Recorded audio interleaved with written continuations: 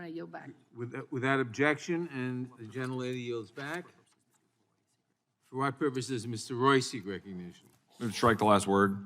The gentleman is recognized. Well, as the gentlelady on the other side of the aisle knows, I too live in Texas. Raised my son, daughter to respect firearms. We shoot them frequently on our property. We shoot semi-automatic weapons on my property. I teach my children how to use them safely. I teach them what they're used for, why we have the ability to have firearms. And yes, we use it for hunting. My son shot his first deer. Would the gentleman yield for a question? Briefly. Yeah, very question. What do you use semi-automatic weapons for? I use semi-automatic weapons to kill hogs. I use semi-automatic weapons for sport and shooting on our property, but I also have semi-automatic weapons, and I'm getting to the point. Thank you. Because a semi-automatic weapon is a weapon that you can use for self-defense. It is a semi-automatic weapon that you can use to defend yourself against home invaders, but also, let's be clear, against tyranny.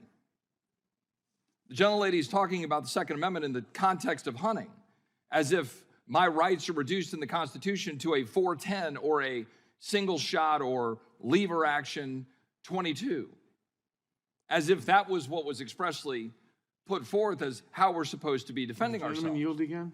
And let me go ahead and finish my time, sir, unless we want to add more time. Very, very quickly, question. I need more time. Will the gentleman give me another 30 seconds? Yes. Okay, I'll yield. You said that you could use a semi-automatic weapon to fight tyranny. Sure. You mean you'd use it against American troops? The very existence of the Second Amendment is designed purposefully to empower the people to be able to resist the force of tyranny used against them to step over their natural rights given to them by God. That is why the Second Amendment exists. That is very specifically why the Second Amendment exists. And let's be very clear about that. Let's rewind the clock a little bit, as I know at least several justices have written in Supreme Court opinions, but about what life looked like in the 19th century and what the government was doing to remove the ability of either slave owners or, importantly, freed blacks, or importantly, whites who even stood up in defense of blacks or against slavery, and the efforts by the South and the efforts by the strong arm of government to remove their ability to have firearms. That is an absolute, undeniable, documented, historic fact in our country. As written by Robert Verbruggen in the National Review, and I'm happy to submit this to the record without objection,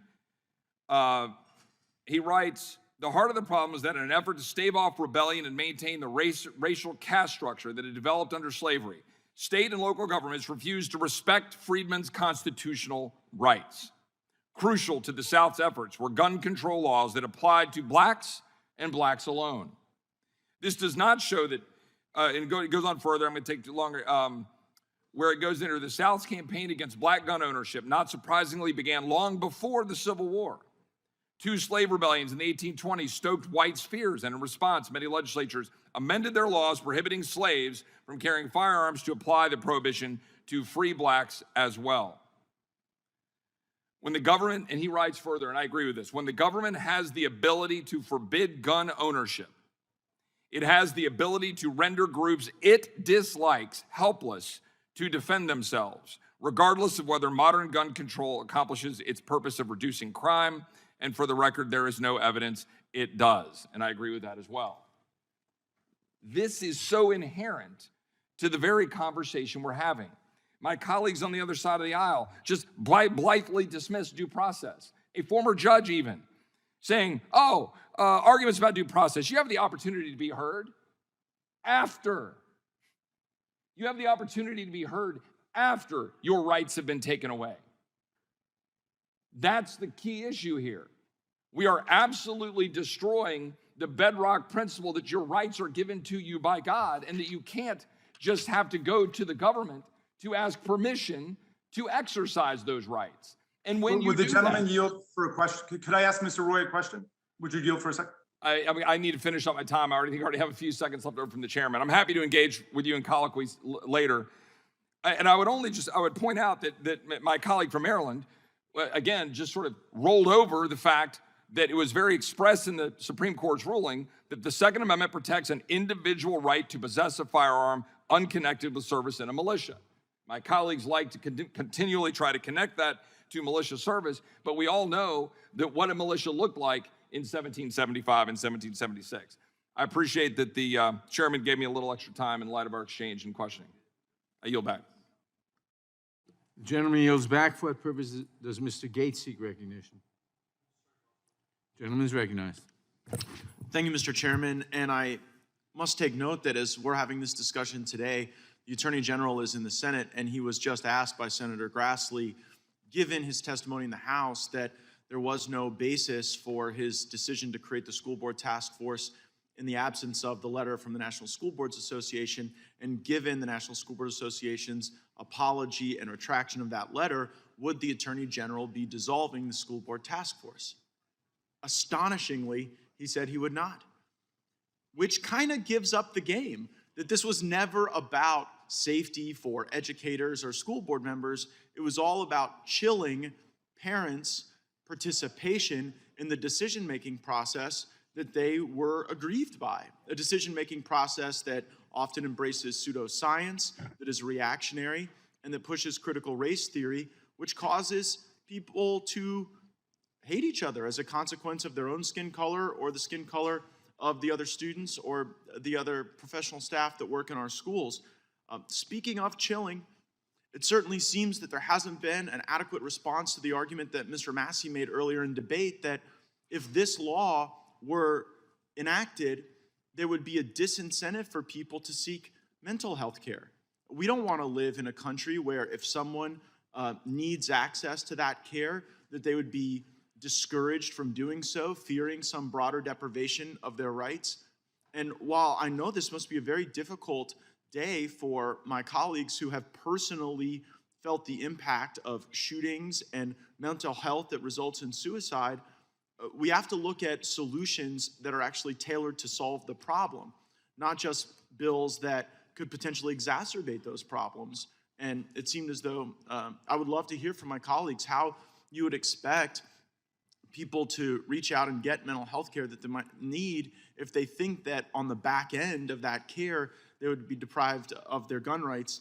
Mr. Chairman, I heard earlier one of our colleagues say that there's just not a circumstance where a good guy with a gun is helpful when there's a bad guy with a gun, and I seek unanimous consent to enter into the record a ABC News piece entitled "Florida School Shooting Heroes Teary Tale, I'm No Hero, Folks."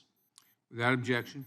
And in this case, in Bay County, Florida, there was a violent person with a gun that showed up to a school board meeting and opened fire on the school board and the superintendent. And by the grace of God, he was unsuccessful in harming those school officials, but it was an off-duty police officer who was there in a security capacity, who had a firearm and was able to neutralize that shooter. So I think that in my state and in many others, broad deprivations of Second Amendment rights and sort of the de-gunifying of society won't lead to better safety outcomes.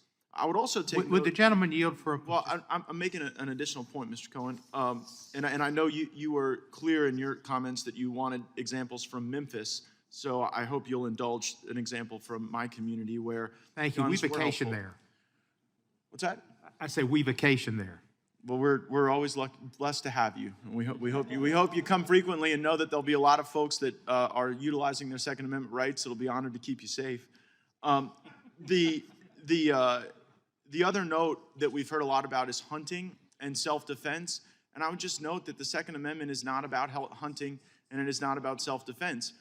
Our founders believed to curate the right balance of liberties in our country so that it would never become necessary to engage, God forbid, U.S. troops with firearms from our citizens. But if we maintain a well-armed citizenry, that creates a balance of liberties and it retards a tyrannical government from being able to be overly forceful against our citizens. So I hope we'll understand that historical framework when debating the Second Amendment.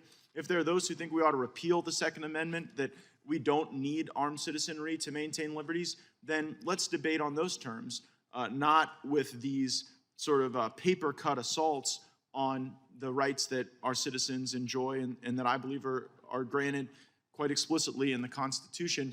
And let's also hope that as the American people evaluate the actions of the Department of Justice, they see that a piece of evidence can be the basis for a policy. That evidence can be debunked and the policy can persist nonetheless. It harkens back to the Russia hoax, where there was this big lie that Donald Trump was a Russian agent, and then that animated all this activity from the Justice Department that impaired the liberty of Americans, and it seems as though they're continuing on that trend. But now, instead of targeting Donald Trump, they're targeting parents who love their kids who show up at school board meetings, and the Attorney General made clear today